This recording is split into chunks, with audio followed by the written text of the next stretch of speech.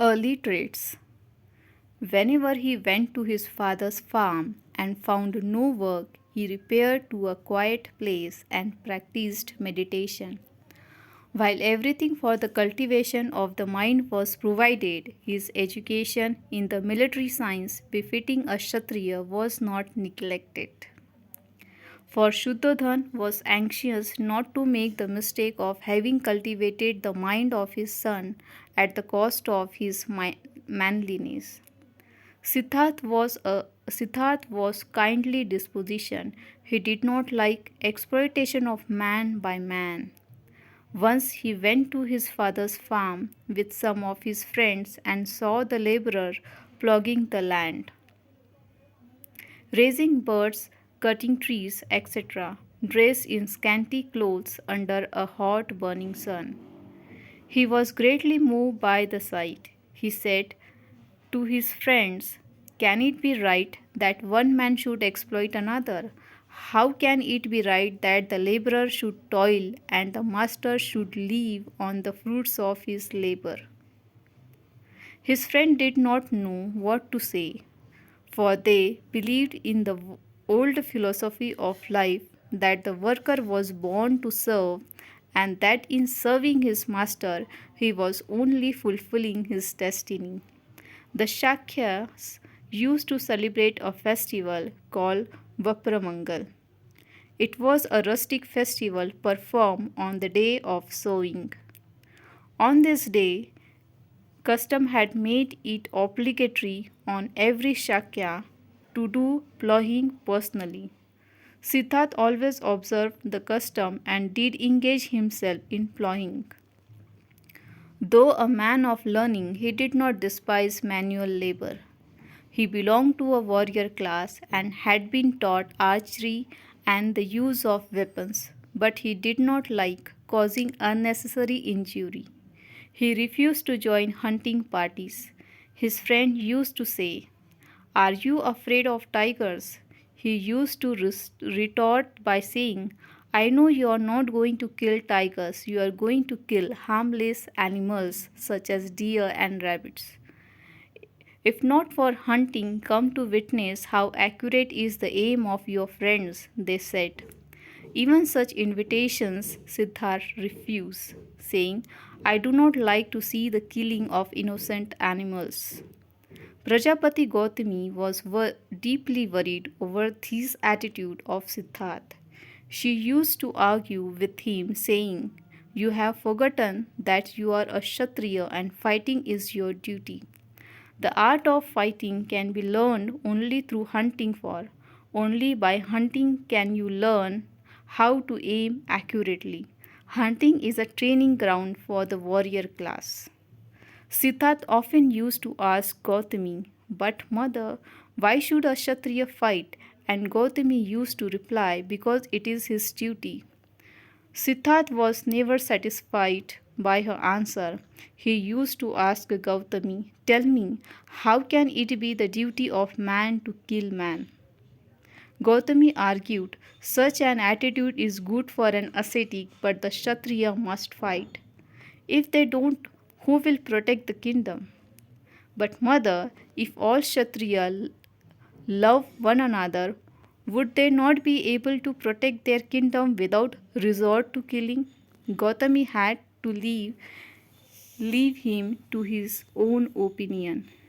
He tried to induce his companions to join him in practicing meditation. He taught them the proper pose. He taught them the proper pose. He taught them to fix their mind on a subject.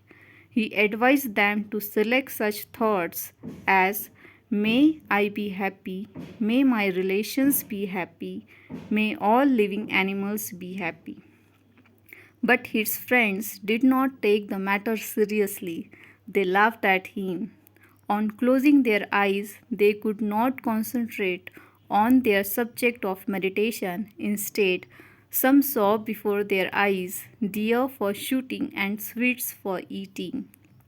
His friend and his mother did not like his partiality. His father and his mother did not like his partiality for meditation. They thought it was so contrary to the life of a Kshatriya.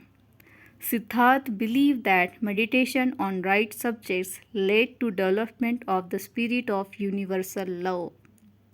He justified himself by saying, when we think of living things, with distinction from we, we begin with a distinction and discrimination.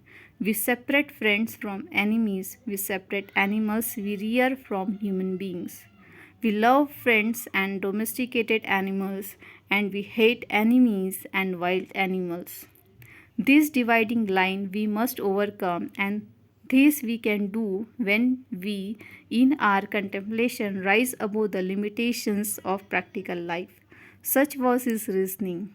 His childhood was marked by the presence of supreme sense of compassion.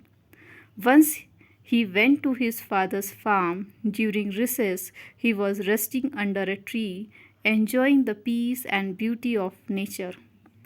While so seated, a bird fell from the sky just in front of him.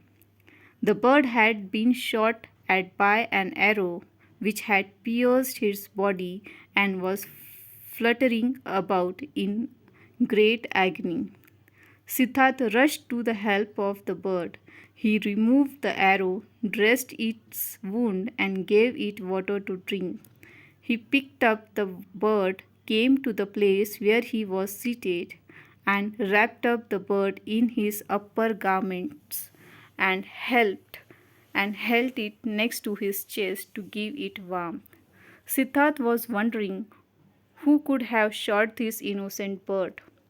Before long there came his cousin Devdatta, armed, armed with all the implements of shooting.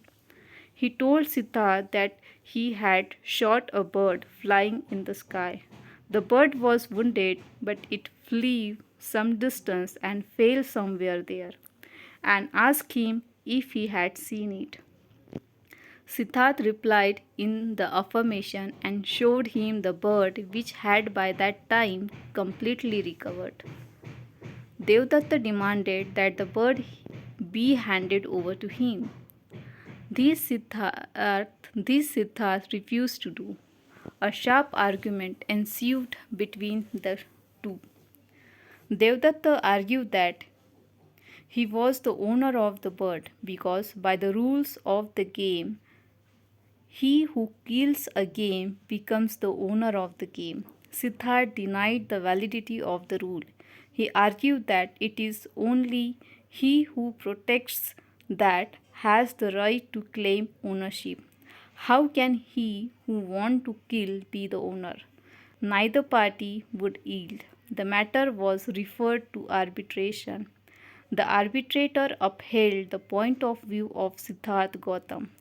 Devdatta became his permanent enemy, but Gautam's spirit of compassion was so great that he preferred to save the life of an innocent bird to securing the goodwill of his cousin. Such were the traits of character found in the early life of Siddhartha Gautam.